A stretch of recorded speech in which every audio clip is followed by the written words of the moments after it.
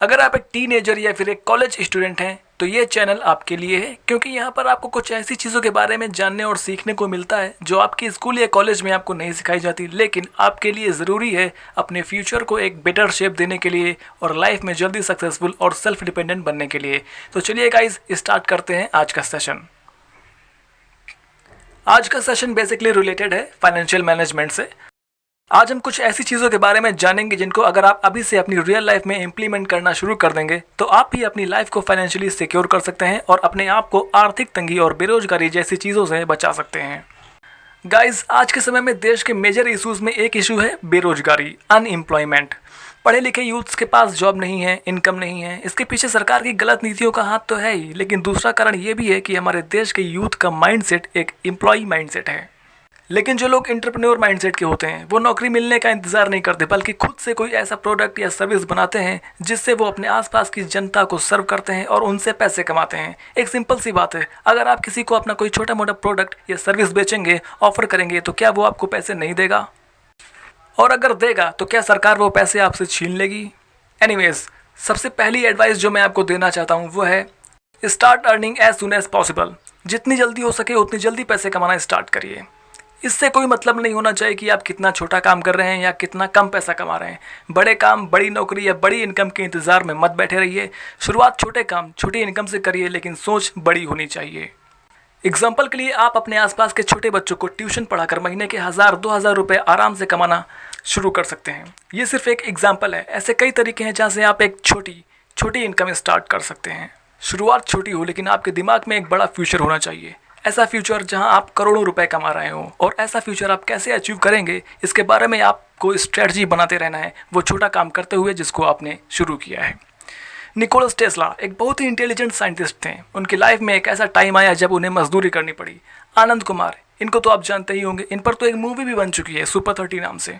इन्होंने भी शुरुआती दिनों में पापड़ बेचने का काम किया है। इस तरह के हज़ारों एग्जाम्पल्स हैं जो बहुत ही इंटेलिजेंट लोग थे, लेकिन शुरुआती दिनों में बहुत ही छोटे छोटे काम किए, लेकिन बाद में एक बड़े आदमी बने क्योंकि इनकी सोच बड़ी थी।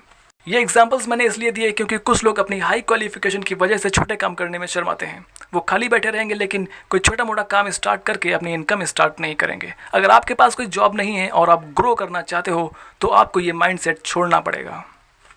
आपको पता है, जापान जैसे डेवलप्ड कंट्री में बड़े बड़े घरों के बच्चे अपनी पॉकेट मनी के लिए सुबह सुबह न्यूज़पेपर डिस्ट्रीब्यूट करते हैं। ऐसा वो क्यों करते हैं? वो चाहे तो अपने पेरेंट्स के पैसों पर आराम से ऐश कर सकते हैं, लेकिन वो ऐसा नहीं करते हैं क्योंकि उन्हें बहुत अच्छे से सिखाया जाता है कि जितनी जल्दी पैसा कमाना स्टार्ट करोगे उतनी जल्दी सेल्फ डिपेंडेंट बनना सीखोगे। इसलिए आप भी बड़ी इनकम या बड़ी जॉब के इंतज़ार में ज़्यादा टाइम वेस्ट मत करिए। हाँ, साइड में कोशिश जरूर जारी रखिए, पर बेहतर होगा कि किसी छोटे काम से छोटी इनकम के साथ जल्दी अर्निंग स्टार्ट करें। बस आपकी सोच बड़ी होनी चाहिए कि फ्यूचर में मुझे कुछ बड़ा करना है, और इस चीज़ पर आपको काम भी करते रहना है। यहाँ काम से मेरा मतलब तैयारी से है। आपको एक पॉइंट पर आकर रुकना नहीं है, ग्रो करते रहना है, आगे बढ़ते रहना है। बस यहाँ एक सावधानी आपको रखना है कि जो काम आप शुरू करें वो ऐसा हो जिसमें आपकी ग्रोथ हो, जिसमें आपके टाइम का सदुपयोग हो, यूटिलाइजेशन हो, ना कि वेस्टिंग। दूसरी जो एडवाइस मैं आपको देना चाहता हूँ वो ये है, स्पेंड योर मनी वाइजली। अब जब आपने पैसा कमाना स्टार्ट कर दिया तो अब आप उस पैसे को कैसे खर्च करेंगे, कैसे इस्तेमाल करेंगे, ये सीखना भी बहुत ज़रूरी है। इसके लिए आपको बिजनेसमैन माइंडसेट अप्रोच को समझना होगा। इसमें बताया गया है कि जो एक नया बिजनेसमैन होता है वो अपनी अर्निंग का 50% से ज़्यादा सेव करता है और बाकी खर्च करता है।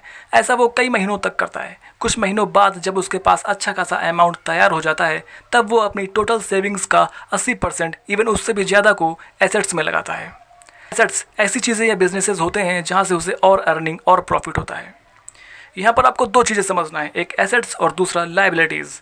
पहले लायबिलिटीज़ को समझते हैं। लायबिलिटीज़ वो चीज़ें या सर्विसेज होती हैं जिनको खरीदने के बाद उनकी वैल्यू कम होती चली जाती है। मतलब जब आप उनको दोबारा बेचते हो तो वो कम पैसों में बिकती हैं या फिर बिकती ही नहीं हैं। इन चीज़ों में ज़्यादातर लग्जरीज या फिर इंटरटेनमेंट की चीज़ें आती हैं। एग्जाम्पल के लिए, आप किसी रेस्टोरेंट में गए और वहाँ जाके खाना खाया तो इसे कहेंगे आपने अपने रुपए लायबिलिटीज़ में खर्च कर दिए। वहीं दूसरी तरफ एसेट्स होते हैं। एसेट्स उन चीज़ों या बिजनेसेस को कहते हैं जिसमें पैसा लगाने पर आपको और पैसे मिलते हैं। एग्जाम्पल के लिए, आपने एक फ़ोटोकॉपी की मशीन खरीदी और फ़ोटोकॉपी करने का बिजनेस स्टार्ट कर दिया, तो इस काम से आप उतने पैसे तो कमा ही लोगे जितने कि आपने ये मशीन खरीदी है। इसके बाद भी आप पैसे कमाते रहोगे जो कि आपका प्रॉफिट होगा। तो ये फ़ोटोकॉपी की मशीन आपके लिए एसेट का काम करेगी। तो एसेट्स वो हैं जो आपको प्रॉफिट देते हैं और लायबिलिटीज़ वो हैं जहाँ पर आपका पैसा यूज़ हो जाता है और कोई रिटर्न नहीं मिलता। एक अमीर इंसान अपने पैसों को एसेट्स में लगाता है जिससे वो और अमीर होता चला जाता है, जबकि एक गरीब इंसान या तो अपनी ज़रूरतें पूरी करता रहता है या लायबिलिटीज़ में अपने पैसे खर्च करता रहता है, जिससे वो गरीब का गरीब ही बना रहता है। होपफुली आप इस बात को समझेंगे और अपनी कमाई को सोच समझकर खर्च करेंगे। तीसरी जो एडवाइस मैं आपको देना चाहता हूँ वो है know the importance of term insurance and health insurance. Guys, insurance कई तरह के होते हैं, पर यहाँ पर मैं आपको दो तरह के इंश्योरेंस के बारे में बताने वाला हूँ, जो कि है टर्म इंश्योरेंस और हेल्थ इंश्योरेंस। लेकिन उससे पहले आपको ये समझना है कि इंश्योरेंस क्या होता है। गाइस, इंश्योरेंस का मतलब होता है बीमा। इसमें एक बीमा कंपनी होती है और उस बीमा कंपनी को आप हर साल एनुअली या बाई एनुअली कुछ अमाउंट देते रहते हो, और अगर आपकी लाइफ में कभी कोई दुर्घटना, एक्सीडेंट या ट्रेजेडी होती है तो वो बीमा कंपनी आपको या आपकी फैमिली को मुआवजा देती है, जो कि एक लार्ज अमाउंट ऑफ मनी होता है, और ये अमाउंट काफ़ी ज़्यादा होता है उस टोटल अमाउंट से जो आपने उस कंपनी को दिया होता है। सबसे पहले बात करते हैं टर्म इंश्योरेंस की। इसको एक एग्जांपल से समझते हैं। मान लीजिए आपने 60 साल का टर्म इंश्योरेंस प्लान लिया जो कि 1 करोड़ का है, तो आपको हर साल कुछ अमाउंट उस कंपनी को देते रहना होगा, और अगर 60 साल से पहले आपकी डेथ हो जाती है तो आपकी फैमिली को 1 करोड़ रुपए का क्लेम कंपनी की तरफ से मिल जाएगा, और अगर 60 साल तक आपकी डेथ नहीं हुई तो आपको कुछ नहीं मिलेगा। ये प्लान एक फाइनेंशियल सिक्योरिटी प्लान है। ये इंश्योरेंस जितनी कम उम्र में आप स्टार्ट करते हो उतना कम प्रीमियम आपको देना होता है। तो मैं आपको रिकमेंड करूंगा कि आप भी टर्म इंश्योरेंस जरूर करवाएं, पर एक बात का ध्यान रखिएगा, जिस कंपनी में आप टर्म इंश्योरेंस करवा रहे हैं उस कंपनी का टर्म इंश्योरेंस रिजेक्शन रेशियो 1% से ज़्यादा नहीं होना चाहिए। अगर रिजेक्शन रेशियो 1% से ज़्यादा है तो उस कंपनी से आपको दूर रहना है। दूसरा है हेल्थ इंश्योरेंस। इसमें भी आपको हर साल एनुअली या बाई एनुअली कंपनी को कुछ अमाउंट देते रहना होता है, और अगर फ्यूचर में कभी आपको कोई बड़ी बीमारी या कोई बड़ा फिजिकल डैमेज होता है जिसके इलाज के लिए काफ़ी पैसों की ज़रूरत होती है तो कंपनी इसके लिए क्लेम देती है, जो कि काफ़ी ज़्यादा होता है उस टोटल अमाउंट से जो आपने कंपनी को दिया होता है। तो ये दो तरह के इंश्योरेंस प्लान्स हैं जो मैं आपको हाईली रिकमेंड करूंगा। अगर आपकी अर्निंग सफिशिएंट है तो जितनी जल्दी हो सके उतनी जल्दी इन दोनों इंश्योरेंस को करवा लीजिए। करवाने से पहले इन दोनों इंश्योरेंस प्लान के बारे में अपने स्तर से कंप्लीट रिसर्च जरूर कर लीजिएगा। एक और चीज़ जो मैं आपको बताना चाहता हूँ वो ये है कि इंश्योरेंस करने वाले एजेंट्स वो आपको कभी टर्म इंश्योरेंस के बारे में नहीं बताएंगे, क्योंकि इस इंश्योरेंस प्लान में उनका प्रॉफिट ना के बराबर होता है। वो बाकी तरह तरह के प्लान्स आपको बताएंगे जिनमें उनका ज़्यादा से ज़्यादा प्रॉफिट हो। तो ये चीज़ आपको अपने दिमाग में रखनी है। बल्कि जो इंश्योरेंस करने वाले एजेंट्स होते हैं वो इंश्योरेंस को कस्टमर के सामने इन्वेस्टमेंट की तरह प्रेजेंट करते हैं, जो कि बिल्कुल गलत है। इंश्योरेंस और इन्वेस्टमेंट दोनों ही बिल्कुल अलग अलग चीज़ें हैं। बहुत से लोग ये गलती करते हैं कि इन दोनों चीज़ों को एक ही समझ लेते हैं। इंश्योरेंस आपको अर्निंग नहीं देता, प्रॉफिट नहीं देता, बल्कि आपको आपके बुरे वक्त में फाइनेंशियल सिक्योरिटी देता है, जबकि इन्वेस्टमेंट से आप रिटर्न कमाते हो, प्रॉफिट कमाते हो, फिर चाहे आपका बुरा वक्त हो या अच्छा वक्त हो। तो ये थी कुछ बेसिक एडवाइस फाइनेंशियल मैनेजमेंट से रिलेटेड, फाइनेंशियल डेवलपमेंट से रिलेटेड, और वीडियोस हम लाते रहेंगे और डीप और एडवांस नॉलेज के साथ। होपफुली आज के इस सेशन से आपने काफ़ी कुछ सीखा होगा।